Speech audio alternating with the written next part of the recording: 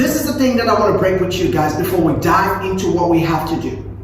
Whatever is your image of Dubai right now is going to be a blessing to you, or it's going to be a limitation to you. Now, I can tell you directly that if I go with the example of Mr. Joseph, there's no way that I'm going to see limitation. Why? Because I see elements, I see something powerful, something great, right? I see something shine. But now, some of you might have a negative image of Dubai. Some of you might think that it's all about white people. There's nothing for black people. There's no opportunity for us. That I'm too old in Dubai. I'm too young in Dubai.